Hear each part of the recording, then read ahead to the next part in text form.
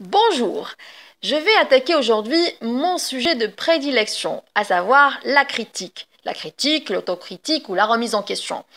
J'ai fini par tomber sur un billet de blog que je trouve intéressant qui s'intitule justement Critique, autocritique et remise en question, publié par Pif Paf Pouf. C'est bien ça, Pif Paf Pouf.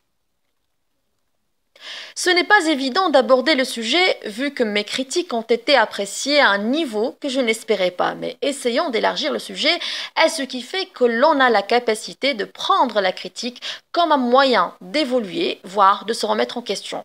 C'est bien ça, je suis en train de vous lire le billet tel qu'il est écrit par Pif Paf Pouf. La critique. En soi, la critique peut être positive ou négative.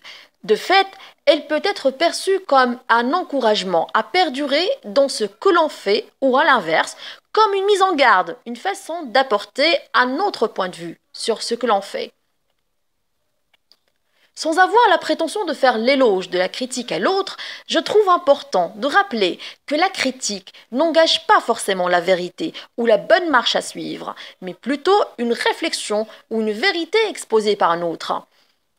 En cela, la critique m'apparaît importante, voire indispensable pour explorer les facettes de sa personnalité telle que perçue par son voisin ou celui qui ose vous critiquer.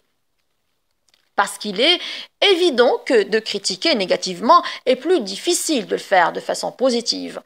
L'approbation de l'interlocuteur est un facteur de satisfaction, alors que lorsque la critique vise à remettre en question, ou plus simplement de ne pas adhérer à votre point de vue, les incidents sont parfois inattendus. Ayant la critique facile, voire au bout de mes lèvres, j'applique une critique toute personnelle visant à exprimer la façon dont je vois les choses avec des mots souvent creux, voire vulgaires, pour le simple plaisir d'utiliser ces mots dans une circonstance autre que l'insulte ou l'injure. Y voir un caractère insultant, c'est rester à la surface de ces mots devenus péjoratifs ou des grossièretés avec le temps. Prendre une expression dans son acception première réductrice pour ne pas aller au-delà de ce que l'ensemble veut dire. C'est aussi, et peut-être, la façon la plus rapide de ne pas entendre la critique sous-jacente en se limitant à un vocabulaire fleuri cachant une envie de dire les choses sous une forme moins enrobée et plus libre que dans le quotidien consistant souvent au soutien sans faille des amis, de la famille. Élaborer une critique constructive, ce n'est pas toujours facile, puisque vous ne devez pas vous contenter d'exprimer votre approbation ou désapprobation, mais apporter une solution à ce que vous avez soulevé. Là est la difficulté. Comment dire à quelqu'un que vous appréciez, que vous ne connaissez pas, ou à un supérieur, que vous n'êtes pas en accord avec ce qu'il fait, dit ou compte faire? C'est facile de le dire devant son miroir quand la personne ne se trouve pas dans votre champ de vision, prête à vous renier, conspirer ou sortir l'arme ultime de l'excommunication. Vous avez la facilité du blog où vous essaierez de l'exprimer, vous avez la possibilité de l'aborder avec tous les risques que cela comporte. Mon credo a toujours été de l'exprimer clairement pour les personnes proches et à ceux que je pensais d'accepter la critique. Les mots sont creux, la critique sans gants est un peu ma spécialité et ne fait pas plaisir. Dans le principe, vous avez critiqué, donc vous avez accepté de subir le même courroux avec aplomb et calme. C'est dur de s'en prendre plein la face quand on se croit seul à être capable de critiquer l'autre sans le retour de flamme. L'autocritique est la remise en question. Encore plus difficile que la critique, c'est la capacité à vous regarder dans le miroir, voir votre visage et se plier à l'exercice que vous pensiez réservé aux autres, la critique.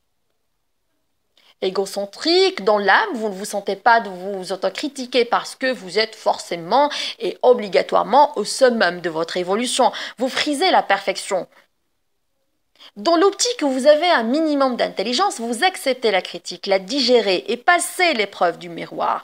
Cette épreuve est simple comme très compliquée, s'extraire de soi pour se regarder sans vous chercher la moindre excuse, ni une justification bancale pour vos gestes.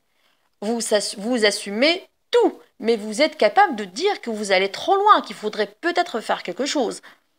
À partir de cet instant, vous avez assimilé la critique de votre interlocuteur. Vous avez fait votre autocritique et vient le temps de la remise en question. Autre étape difficile et parfois impossible, vous allez vous reprendre en main comme la grande personne que vous êtes. Pas besoin d'aller voir les alcooliques anonymes ou autres qui vous diront que ce n'est pas votre faute, que c'est une maladie ou autre excuse facile pour ne pas regarder en face, que vous êtes un simple être humain tombant dans la facilité, priant très fort pour passer entre les gouttes, sauf que vous venez de prendre une enclume. Se remettre en question, c'est se prendre la main, aller se taper la tête contre le mur et avancer. Vous avez réfléchi sur le sens à donner à votre vie. Casanier, aventurier, personne lambda ou futur voyant sur le téléphone rose. Dur, mais dur alors de voir ce qu'il faut changer et surtout comment le faire. Vais-je faire ma liste comme à chaque 1er janvier et l'oublier le lendemain? Ou vais-je me prendre par la main, commencer par l'étape la plus simple? En fait, c'est quoi l'étape la plus simple? Me diriez-vous? Je vous répondrai le plus simplement du monde. Le dire à voix haute et le faire. La remise en question passe par l'acceptation de celle-ci et le premier pas. C'est simple de vouloir changer, évoluer, mais c'est plus compliqué de le faire.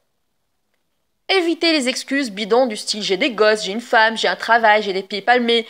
Vous vous remettez en question, alors on embarque les gosses, laisse mémé attaché à un arbre sur une aire d'autoroute et on se remet en question.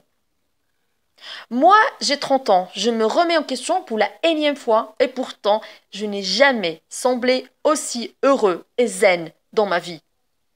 Va comprendre, je me sens bien et pas dépressif pour dessous, même si je le claironne à longueur de journée pour embêter ma douce. Je pense qu'il n'existe aucune méthode pour se remettre en question, pour critiquer ou s'autocritiquer. À ceux du fond qui parlent de la volonté, ça ne suffit pas. C'est encore une excuse sortie du fond d'un tiroir pour ne pas se prendre par la main et oser.